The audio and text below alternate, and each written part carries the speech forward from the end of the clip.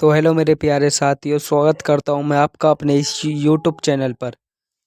तो हमारे चैनल को सब्सक्राइब एंड बेल आइकन को प्रेस कर लें ताकि आने वाली हर एक क्लास आपको समय से मिल सके। तो ये क्लास चलती है हमारी आरआरबी ग्रुप डी के लिए, जो कि आपकी 2025 में एग्ज़ाम होने वाला है। तो ये क्लास चलती है आपकी साइंस की प्रीवियस ईयर्स की क्वेश्चन। तो आज का हमारा प्रैक्टिस सेट है, प्रैक्टिस सेट नंबर 20। तो हमने इसमें साइंस के प्रीवियस ईयर्स के क्वेश्चन लिए हैं, जो कि आपके लगभग पिछले 10 साल के हमने क्वेश्चन उठाए हैं। तो इसलिए आपका इसमें रेलवे ग्रुप डी का पूरा निचोड़ मिलने वाला है साइंस का।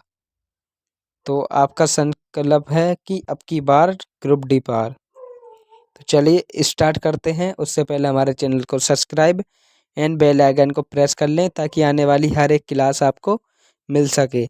तो एक एक क्वेश्चन रेलवे में आया हुआ है, जो कि आपकी ग्रुप डी या एएलपी टेक्नीशियन की एग्ज़ाम में आया हुआ है। तो चलिए, हमने उसमें मेंशन भी किया था कि कौन सा क्वेश्चन कब आया है। चलिए स्टार्ट करते हैं और एक एक क्वेश्चन का बहुत अच्छे से हम एक्सप्लेनेशन करेंगे।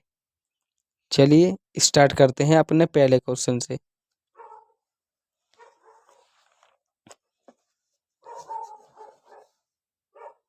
और पहला क्वेश्चन है आपका कि पदार्थ की प्रकृति से संबंधित मूलभूत सिद्धांत किसने प्रतिपादित किया था। कौन सा? कि पदार्थ की प्रकृति के संबंध में मूलभूत सिद्धांत किसने प्रतिपादित किया था। तो आपके जॉन मिल्टन ने, या आपके जॉन डाल्टन ने, या आपके मेंडल ने, या आपके लावसियर ने। बताइए कि पदार्थ की प्रकृति का संबंधित मूलभूत सिद्धांत किसके, यानी कि किसने प्रतिपादित किया था। तो आप बताएंगे जॉन मिल्टन ने नहीं, लावसियर ने नहीं, मेंडल ने नहीं, तो आपके जॉन डाल्टन साहब ने आपका प्रतिपादित किया था। तो ऑप्शन नंबर बी यहाँ पर सही हो जाएगा। और ये क्वेश्चन था आपका आरआरबी ग्रुप डी का, सॉरी आरआरबी एनटीपीसी में 13/1/2021 में शिफ्ट फर्स्ट और स्टेज फर्स्ट में का क्वेश्चन है।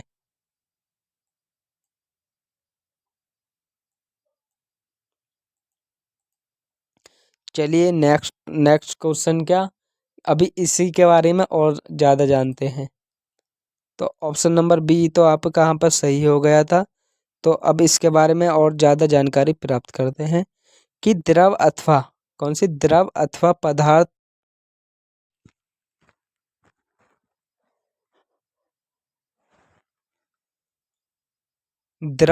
पदार्थ की संरचना तथा प्रकृति का गहन अध्ययन करने के पश्चात इंग्लैंड के वैज्ञानिक जॉन डाल्टन ने 1808 में, कब 1808 ईस्वी में द्रव या पदार्थ की संरचना एवं प्रकृति से संबंधित एक सुव्यवस्थित विचार प्रस्तुत किया, जिसे डाल्टन का परमाणुवाद कहते हैं। इन्होंने अनुसार पदार्थ अनेक सूक्ष्म कणों से मिलकर बना है, जिन्हें परमाणु कहते हैं, तथा यह तत्व का सूक्ष्मतम अणु है जो विभाजित नहीं किया जा सकता। यह रासायनिक क्रिया के दौरान परिवर्तित रहता है। ठीक है, तो ये था इसके और जानकारी, आपको वो याद करना है। तो चलिए क्वेश्चन नंबर 2 कि पदार्थ परमाणु को किसने खोजा था। किसे? शब्द परमाणु को किसने खोजा था। कौन से शब्द आपके, कौन से को परमाणु को किसने खोजा था। तो आप बताएंगे डाल्टन ने, कणा ने, या आपके लेवोसियर ने, या आपके डेमोक्रिटस ने। तो आप बताएंगे शब्द परमाणु किसने खोजा था। तो ये खोजा था आपका क्वेश्चन नंबर 2 डेमोक्रिएटस ने। और ये क्वेश्चन था आपका आरआरबी ग्रुप डी का, जो कि आपका 31/10/2018 और शिफ्ट फर्स्ट का क्वेश्चन था। कब? आरआरबी ग्रुप डी 31/10/2018 और शिफ्ट फर्स्ट का क्वेश्चन। तो बाकी यहाँ पर ऑप्शन आपके गलत हो जाएंगे। चलिए इसके बारे में और ज़्यादा जानकारी लेते हैं।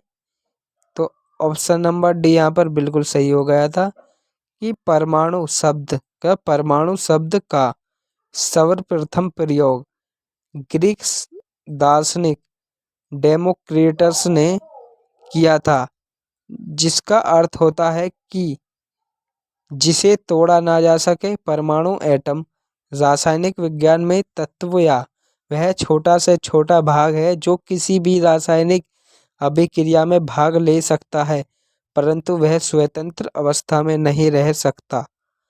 परमाणुओं का निर्माण प्रोटॉन, न्यूट्रॉन तथा इलेक्ट्रॉन से मिलकर होता है। परमाणुओं का आकार अति सूक्ष्म व द्रव्यमान बहुत कम होता है। क्या कि परमाणु शब्द का सर्वप्रथम प्रयोग ग्रीक दार्शनिक डेमार्क ने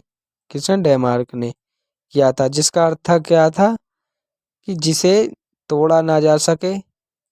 परमाणु एटम रासायनिक विज्ञान के तत्व के छोटे छोटे भाग हैं, ये इन्होंने आपकी बात बताई थी। चलिए क्वेश्चन नंबर 3। क्वेश्चन नंबर 3 में आपसे क्या पूछा कि परमाणु रासायनिक रूप से जुड़कर डैश बनाते हैं। का परमाणु रासायनिक रूप से जुड़कर डैश बना देते हैं। तो आप बताइए कि आपके परमाणु रासायनिक रूप से जुड़कर क्या बनाते हैं। एक अणु या तत्व और मिश्र धातु दोनों, या आपके मिश्र धातु खाली। Question number 3। तो आप बताएंगे ये ना ही तो आपके तत्व और मिश्र दोनों, नहीं आपके मिश्र धातु। तो आपका बनाते हैं अणु। क्या? अणु। और ये क्वेश्चन था आपका ऑप्शन नंबर ए सही हो जाएगा। और ये क्वेश्चन था आपका आरआरबी जेई, जो कि आपका 25/5/2019 में और शिफ्ट थर्ड का क्वेश्चन था। चलिए इसके बारे में और ज़्यादा जानकारी लेते हैं।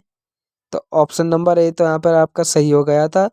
तो ये कहता है आपसे कि दो या दो से अधिक एक ही प्रकार के अथवा अलग अलग प्रकार के तत्वों के परमाणु आपस में मजबूत रासायनिक बंधों द्वारा जुड़कर अणु का निर्माण करते हैं। क्या? दो या दो से अधिक एक ही प्रकार के अथवा अलग अलग प्रकार के तत्वों के परमाणु आपस में मजबूत रासायनिक बंधों द्वारा जुड़कर अणु का निर्माण करते हैं। ठीक है, तो आप इसे एक बार पढ़ लें। और चलिए क्वेश्चन नंबर 4 कि एक ही तत्व या विभिन्न तत्वों के परमाणु मिलकर बनाते हैं। क्या? एक ही तत्व या विभिन्न तत्व के परमाणु मिलकर बनाते हैं। तो क्या बनाते हैं आपके अणु, इलेक्ट्रॉन, आयन या प्रोटॉन। बताइए कि एक ही तत्व या विभिन्न तत्वों के परमाणु मिलकर बनाते हैं। क्या बनाते हैं आपके अणु, इलेक्ट्रॉन, आयन या प्रोटॉन। Question number 4। तो आप बताएंगे ये ना ही तो आपके इलेक्ट्रॉन, ना ही आपके आयन, नहीं आपके प्रोटॉन। तो आपके ये बनाते हैं अणु। क्या? अणु। और ये क्वेश्चन था आपका आरआरबी जेई 26/5/2019 का और शिफ्ट थर्ड का। तो चलिए इसकी व्याख्या हमने पहले ही पढ़ ली थी, पहले वाले क्वेश्चन में जो था वही है इसका। चलिए क्वेश्चन नंबर 5। क्वेश्चन नंबर 5 में आपसे क्या पूछा कि प्राक केंद्रीकी कोशिका की कुछ विशेषताओं का उल्लेख नीचे किया गया है। दिए गए विकल्पों में से गलत विकल्प का चयन कीजिए। क्या? आपके जो भी ये ऑप्शन दिए गए हैं, इनों में से जो ऑप्शन आपका गलत है वो बताना है।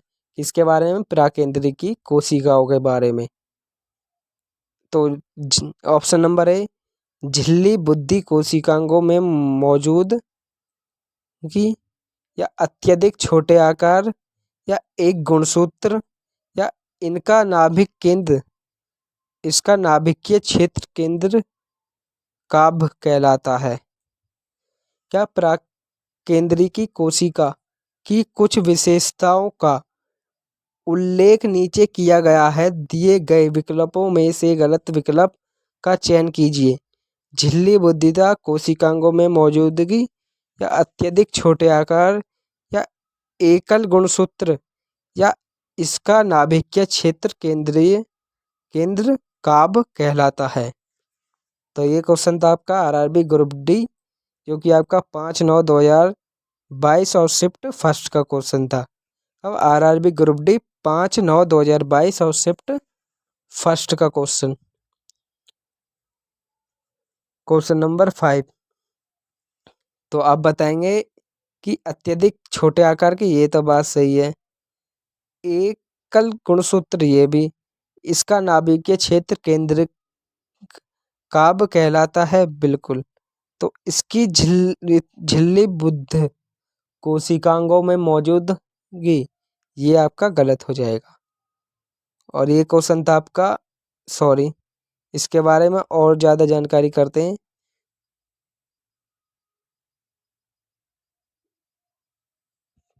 प्राकेंद्रिकी कोशिका की प्रमुख विशेषताएं, ये अत्यधिक छोटी आकार की एकल गुणसूत्र होती हैं।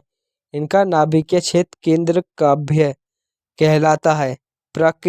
प्रोकैरियोटिक जीव या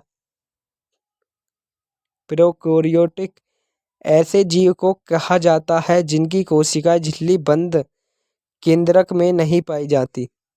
ठीक है, तो ये था इसका और एक्सटर्नल जानकारी। तो चलिए क्वेश्चन नंबर 6 कि जब एटीपी में टर्मिनल फास्फेट लिंकेज को जल के उपयोग द्वारा तोड़ा जाता है तो कितनी ऊर्जा मुक्त होती है? क्या जब एटीपी में टर्मिनल फास्फेट लिंकेज को जल के उपयोग द्वारा तोड़ा जाता है तो कितनी ऊर्जा मुक्त होती है?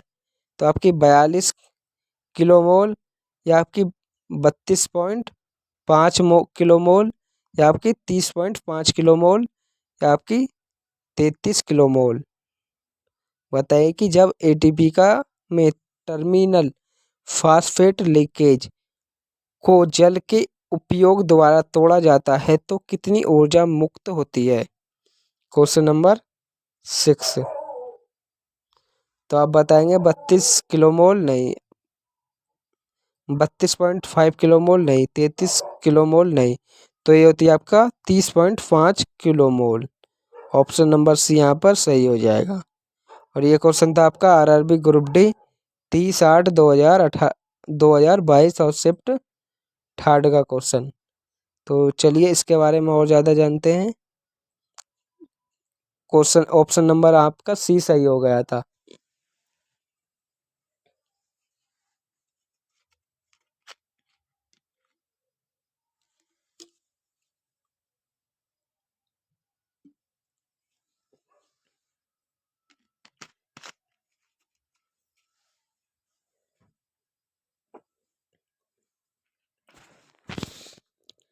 चलिए इसके बारे में और ज़्यादा जानते हैं कि संश्लेषित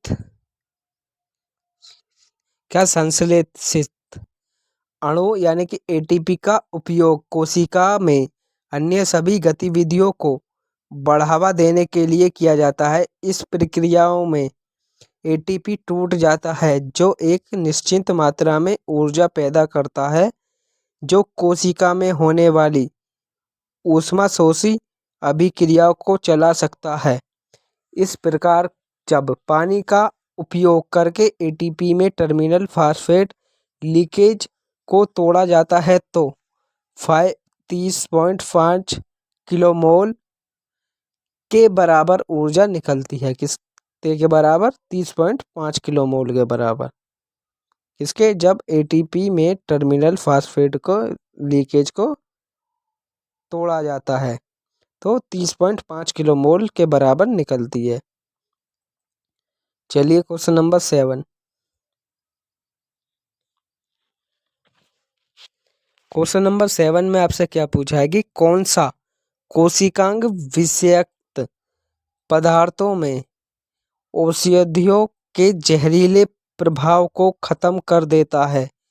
कि कौन सा कोशिकांग विषाक्त पदार्थों और औषधियों के जहरीले प्रभाव को खत्म कर देता है। तो ये आपका अंतःद्रव्य जालिका, या आपका राइबोसोम, या आपका गोल्गी काय, या आपका माइटोकॉन्ड्रिया। बताइए कि कौन सा कोशिकांग विषय यानी कि जहरीले पदार्थों को और औषधियों में जहरीले प्रभाव को खत्म कर देता है। तो ये है आपका कौन सा, अंतःद्रव्य जालिका। ऑप्शन नंबर ए यहाँ पर बिल्कुल सही हो जाएगा। और ये क्वेश्चन था आपका आरआरबी ग्रुप डी ने 25/8/2022 में और शिफ्ट फर्स्ट में पूछा था आपका। चलिए इसके बारे में और ज़्यादा जानते हैं। तो ऑप्शन नंबर ए यहाँ पर आपका सही हो गया था। तो अंतःद्रव्य जालिका सुकेंद्रक कोशिकाओं में स्थित एक झिल्लीदार कोशिकांग है। इनका प्रमुख कार्य विषाक्त पदार्थों और औषधियों के जहरीले प्रभाव को खत्म करना होता है। अंतःद्रव्य जालिका की रचना प्लाज्मा झिल्ली के समान होती है। किसके समान? प्लाज्मा झिल्ली के समान अंतःद्रव्य जालिका की रचना प्लाज्मा झिल्ली के समान होती है। तो चलिए क्वेश्चन नंबर 8। क्वेश्चन नंबर 8 में आपसे क्या पूछा है कि निम्न में से किस प्राणी ऊतक में चपटी कोशिकाएं होती हैं। का निम्न, ये जो आपके नीचे ऑप्शन दिए गए हैं, इनों में से किस प्राणी में ऊतक में चपटी कोशिकाएं होती हैं। तो आपका प्लाज्मा कोशिका में, या आपकी घनाकार उपकला में, या आपकी सल्की उपकला में, या आपकी मास्टर कोशिकाएं में। बताइए कि निम्न में से किस प्राणी ऊतक में चपटी कोशिकाएं होती हैं। तो ये क्वेश्चन पूछा था आपका आरआरबी ग्रुप डी ने 30/9/2022 में और शिफ्ट फर्स्ट में। तो ऑप्शन बताइए कौन सा सही हो जाएगा यहाँ पर। तो आप बताएंगे कि सल्की उपकला। ऑप्शन नंबर सी यहाँ पर आपका सही हो जाएगा। क्या ऑप्शन नंबर सी यहाँ पर आपका बिल्कुल सही हो जाएगा। चलिए इसके बारे में और जानते हैं कि सल्की उपकला ऊतक एक चपटी कोशिकाओं के पतले स्तर से बनाता है जिसके किनारों अनियमित होते हैं। यह ऊतक रक्त वाहिकाओं की भित्ति में तथा फेफड़ों के वायु कोश में पाया जाता है और यह विसरण सीमा का कार्य करता है। किसका कार्य करता है? आपका विसरण सीमा का कार्य करता है। तो चलिए क्वेश्चन नंबर 9 कि निम्न में से कौन सा कथन गलत है। क्या ये जो ऑप्शन दिए गए हैं इनमें में से कौन सा कथन गलत है। तो ऑप्शन नंबर ए आपका विखंडन की प्रक्रिया के लिए ऑक्सीजन की आवश्यकता नहीं होती। क्या विखंडन की प्रक्रिया के लिए ऑक्सीजन की आवश्यकता नहीं होती। और ऑप्शन बी क्या आपका कि श्वसन के प्रथम चरण में पायरुविक अम्ल का निर्माण होता है। और ऑप्शन नंबर सी क्या आपका श्वसन के प्रथम चरण में ग्लूकोज का विघटन होता है। ऑप्शन नंबर डी क्या आपका माइटोकॉन्ड्रिया में ऑक्सीजन की सहायता से एसिटिक अम्ल का विघटन होता है। इसका विघटन होता है माइटोकॉन्ड्रिया में ऑक्सीजन की सहायता से एसिटिक अम्ल का विघटन होता है। और ये क्वेश्चन पूछा था आपका आरआरबी ग्रुप डी ने 17/8/2022 में और शिफ्ट थर्ड में। तो आप बताएंगे क्वेश्चन नंबर 9 कि ये आपका माइटोकॉन्ड्रिया में ऑक्सीजन की सहायता से एसिटिक अम्ल का विघटन होता है, तो इसमें नहीं होना चाहिए। तो ऑप्शन नंबर डी यहाँ पर बिल्कुल सही हो जाएगा, क्योंकि यही आपका गलत है, तो ये आपके तीनों सही हो जाएंगे और हमारे क्वेश्चन के हिसाब से ऑप्शन नंबर डी सही हो जाएगा, क्योंकि इसने गलत पूछा है। चलिए इसके बारे में जानते हैं कि दिए गए कथनों में से 4 गलत है। क्यों? क्योंकि माइटोकॉन्ड्रिया में ऑक्सीजन की सहायता से एसिटिक अम्ल का विघटन नहीं होता, बल्कि पायरुवेट का विघटन होता है। क्या विघटन होता है? माइटोकॉन्ड्रिया को कोशिका का पावर हाउस कहा जाता है। किसको? आप ध्यान देंगे कि माइटोकॉन्ड्रिया को आपका कोशिका का, इसका माइटोकॉन्ड्रिया को आपको कोशिका का क्या कहा जाता है? आपका पावर हाउस। किसको? कोशिका के, तो आपका माइटोकॉन्ड्रिया को कोशिका का पावर हाउस कहा जाता है। चलिए क्वेश्चन नंबर 10। क्वेश्चन नंबर 10 में आपसे पूछा कि किसी पिंड पर कार्य तभी किया जाता है जब, किसी पिंड पर कार्य तभी किया जाता है जब, तो यह एक यांत्रिक प्रभाव के माध्यम से ऊर्जा वृद्धि का अनुभव करता है, या बल इस पर कार्य करता है, या वहाँ विस्थापन होता है, या यह किसी निश्चित दूरी के मध्य से आगे बढ़ता है। तो आप बताएंगे किसी पिंड पर कार्य तभी किया जाता है जब यह एक यांत्रिक प्रभाव है के माध्यम से ऊर्जा वृद्धि का अनुभव करता है। तो ऑप्शन नंबर ए यहाँ पर सही हो जाएगा। और ये क्वेश्चन था आपका आरआरबी ग्रुप डी 11/12/2018 और शिफ्ट सेकंड का क्वेश्चन है